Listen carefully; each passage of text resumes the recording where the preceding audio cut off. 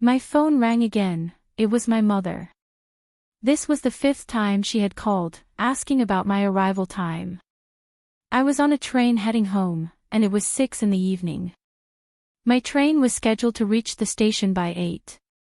My office had granted me a 1-month holiday, and I was excited to return to my hometown to be with my mother. However, something seemed different this time. She was unusually excited about my arrival. I found it strange, but I assumed she simply missed me a lot. At precisely 8 o'clock, I arrived at the station and headed straight home. As I reached the door, it opened to reveal my lovely mother.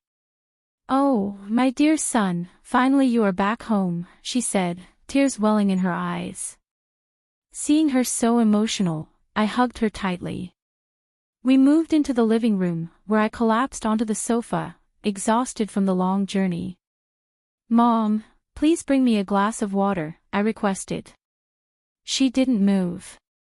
Instead, she sat beside me, wearing a peculiar smile. "Your water is coming," she said, still smiling. A young woman, around 22 years old, entered the room. She held a glass of water in her hands and nervously approached me. She seemed shy and uncomfortable. I took the glass and thanked her. My mother's eyes sparkled with delight as she watched her. Then, my mother introduced her. "Peter, meet Lucy, our new house helper." "Oh, okay. Welcome, Lucy," I said, smiling. "Thank you, sir," she replied softly. No. Don't call him sir. He has a lovely name, Peter." "Just call him Peter, and I will be very happy," my mother corrected her, beaming. "Yes, please call me Peter," I echoed with a smile. That night, we had dinner together. Lucy worked in the kitchen, preparing everything. As we ate, my mother whispered to me, "Lucy is going to stay with us. She lost her parents last week, and there was no one to take care of her. She was living in a rented house, and now she has nowhere to go. I decided to help her." "That's kind of you, Mom, but are you sure? Do you know her well?" "You know how things are these days, bringing a complete stranger into our home," I asked hesitantly. "She is not a stranger. I knew her family well," my mother assured me. Our conversation ended, and I retired to my room for the night. The next morning, I got dressed and joined my mother for breakfast. Lucy had helped prepare my favorite dishes. She stood nearby, looking shy. "Come, Lucy, join us for breakfast," my mother encouraged her. "Yes, please join us," I added. Lucy hesitated before sitting beside me. It was then that I noticed her closely for the first time. She had blue eyes, just like mine. I felt an inexplicable bond with her.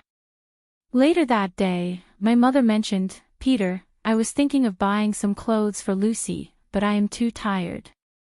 Can you take her to the market?" I hesitated but agreed. "Yes, I can go with Lucy." "Lovely. You both can spend time together," my mother said, unusually cheerful.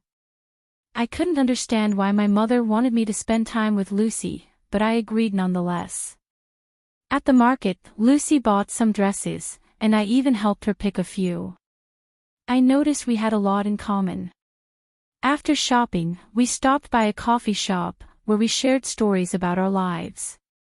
I felt an unexplainable happiness talking to her. By the time we returned home, it was 6 in the evening. I expected my mother to be upset, but instead, she was delighted. "You both spent a lot of time together today. Why don't you take Lucy to the park tomorrow?" she suggested. I was surprised by her insistence but didn't question her further. Later that night, I confronted her. "Mom, can you please explain why you're acting so strangely? You want me to spend time with Lucy, but why? What is going on in your mind?" I asked. She smiled warmly. "I just want Lucy to feel like part of our family, not like a maid." I didn't respond. Deep down, I knew she wanted more than that. She wanted Lucy and me to be together. And truthfully, I was already drawn to Lucy. That night, as we sat on the terrace, we talked and laughed. Under the moonlight, she looked beautiful. Our eyes met, and in that silent moment, I realized I was in love with Lucy. The next morning, I bought a ring. I spent the entire day decorating our backyard with lights and flowers, preparing to propose. That night, I brought Lucy outside. She was overjoyed by the arrangements. I knelt before her and asked her to marry me. Tears streamed down her face as she joyfully accepted. Just then, my mother entered the yard. She saw me slipping the ring onto Lucy's finger and screamed, "What is all this? What are you doing, Peter?" I laughed, thinking she was just overwhelmed with joy. "I am going to marry Lucy, my first love." "Isn't this what you wanted?" "What nonsense! You can't marry her," my mother shouted before fainting. Lucy and I were in shock. We immediately called the doctor. After the checkup, the doctor advised me not to stress her. When she regained consciousness, I confronted her again. "You encouraged me to be with Lucy, but now you're against our marriage. Why?" "I never intended for you to marry her, Peter." "Forget about it," my mother said. "But why?" "I love her, and she loves me," I pleaded. She refused to answer. The next day, I returned home to find guests.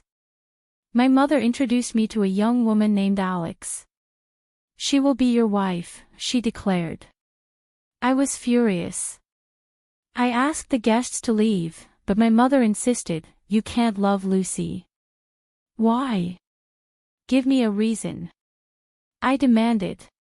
She began to cry. "I can't tell you now. Wait until my death." Frustrated, I blurted out, "Then die, Mom." I regretted those words. After that day, I stopped talking to her. She grew weaker, and months later, she forced Lucy to marry someone else. I was devastated. One day, I returned home to find people gathered outside. A man approached me and said, "Your mother is no more." I rushed inside, overwhelmed with grief. The next day, I found a letter in her room. It read, "Peter, I never hated Lucy, I loved her like a daughter. But you must know the truth. Lucy is your real sister. I adopted you when you were a baby. I couldn't tell you before because I feared you would hate me. Please forgive me." As I read, tears rolled down my cheeks. I lost my mother, my sister, and my love in one moment. What should I do now? What was my mistake? What was my mother's mistake?